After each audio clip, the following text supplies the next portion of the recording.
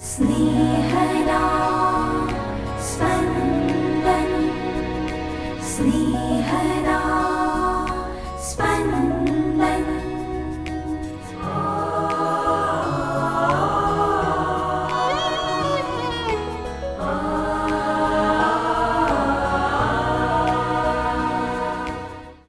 સામાન્ય કાળના 20મા અઠવાડિયાનો મંગળવાર. ધર્મસભા આજે સંત બેનાર્દનું પર્વ ઉજવે છે. ઈસુ તેમને માટે અને શુભ સંદેશના પ્રચાર માટે જેઓએ જે પણ ત્યાગ કર્યો છે તેનો તેઓને બદલો મળશે એવું વચન આપે છે. શું મેં ઈસુ માટે કે શુભ સંદેશના પ્રચાર માટે કોઈ ત્યાગ કર્યો છે? સાંભળીએ સંત માથીકૃત શુભ સંદેશ, અધ્યાય 19, કડી 23-30. પછી ઈસુએ પોતાના શિષ્યોને કહ્યું, હું તમને ખાતરીથી કહું છું કે ધનવાન માણસને ઈશ્વરના રાજ્યમાં દાખલ થવું મુશ્કેલ થઈ પડશે. હું તમને ફરીથી કહું છું કે સોયના નાકામાંથી ઊંટને પસાર થવું સહેલું છે, પણ ઈશ્વરના રાજ્યમાં ધનવાનને દાખલ થવું મુશ્કેલ છે. આ સાંભળીને તેમના શિષ્યોના અચંબાનો કોઈ પાર ન રહ્યો. તેઓ પૂછવા લાગ્યા, તો પછી ઉદ્ધાર કોણ પામશે? ઈસુએ તેમની ઉપર નજર ઠેરવી કહ્યું, માણસ માટે તો એ અશક્ય છે, પણ ઈશ્વર માટે બધું જ શક્ય છે. ત્યારે પીતર બોલી ઉઠ્યો, જુઓ, અમે સર્વસ્વનો ત્યાગ કરીને આપની પાછળ આવ્યા છીએ. એના બદલામાં અમને શું મળશે?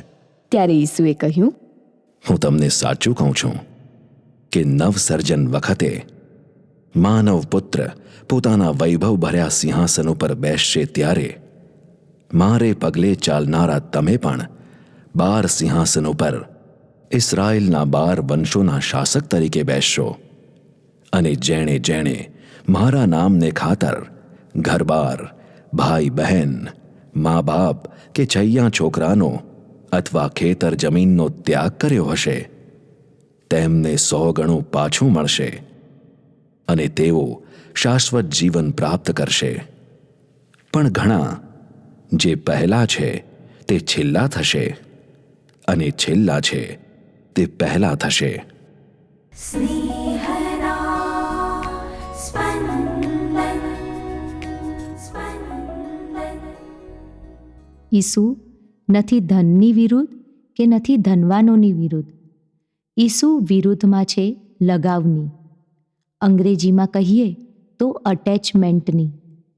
ધનવાન ધન ધરાવતા હોવાથી તેમનો આધાર પ્રભુ ના હોય, ધન હોય. એડમિશન નથી મળ્યું, ડોનેશન આપીને મેળવી લઈશું. બીમારી આવી છે, સારામાં સારી હોસ્પિટલમાં સૌથી પ્રખ્યાત ડૉક્ટર પાસે નિદાન કરાવીશું. ધનવાનને એટલી સહેલાઈથી પ્રભુ યાદ ના આવે. ધનવાનની મનોવૃત્તિ એવી હોય છે કે તે સંસારના બધા જ સુખો ખરીદી શકે છે.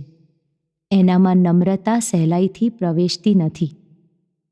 સામે પક્ષે 12મું ધોરણ કર્યા પછી કોઈક ઘરમાં, કોઈક સંસ્થામાં ઝાડુ પોતું કરવાની નોકરી સ્વીકારી લીધી છે. પરિણામ સારું છે. નર્સિંગ કરવાની ઈચ્છા છે, પણ એટલા પૈસા નથી. 1-2 વર્ષમાં પૈસા એકઠા કરી પછી ફોર્મ ભરીશ. એ અભ્યાસ મૂકીને કામે લાગેલો વિદ્યાર્થી પ્રભુને વળગેલો રહે છે. એનો એકમાત્ર આધાર પ્રભુ છે. મા બાપ પાસે પૈસા નથી તો એની પાસે પણ પૈસા નથી. અત્યારે તો પ્રભુ પર આધાર રાખવો એને માટે સહજ છે. કેથલિક ધર્મમાં સંન્યસ્ત જીવન જીવવાની જોગવાઈ છે.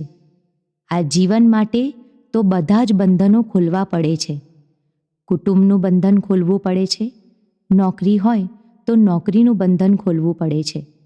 ઈસુના સમયમાં આવા બંધનો ખોલનારા ઈસુના શિષ્યો એમના કુટુંબના રોજીરોટી રળનારા એકમાત્ર પુરુષો હતા. એમના પત્નીઓ અને પરિવારોને પ્રભુના ભરોસે છોડી દીધા હતા. આજે પણ કેટલાક પરિવારો શુભ સંદેશ પ્રચારાર્થે નીકળી પડે છે. આ બધાને ઈસુનો લગાવ વધારે છે. એટલે ઈસુ તેમને જેનો ત્યાગ કર્યો છે એ બધું અનેક ગણું પાછું મળશે એવું વચન આપે છે. આ વચન દ્વારા ઈસુ જણાવે છે કે કોઈકનું એક પણ સત્કૃત્ય ઉધાર રાખતા નથી. પ્રભુ એ સત્કૃત્યોનો બદલો આપી જ દે છે. ઈસુ આપણને ગરીબ રાખવા માંગતા નથી. સુખ સગવડોથી વંચિત રાખવા માંગતા નથી. આપણી મનોવૃત્તિ તપાસવા કહે છે. આપણે કશી બાબતોનો લગાવ રાખવાનો નથી. કોઈ પણ વ્યક્તિ કે વસ્તુ પર વધુ પડતા આધારિત થઈ જવાનું નથી. આપણે એકમાત્ર ઈશ્વર ઉપર આધાર રાખીએ તો આપણને ઈશ્વરના રાજ્યનો અનુભવ થશે.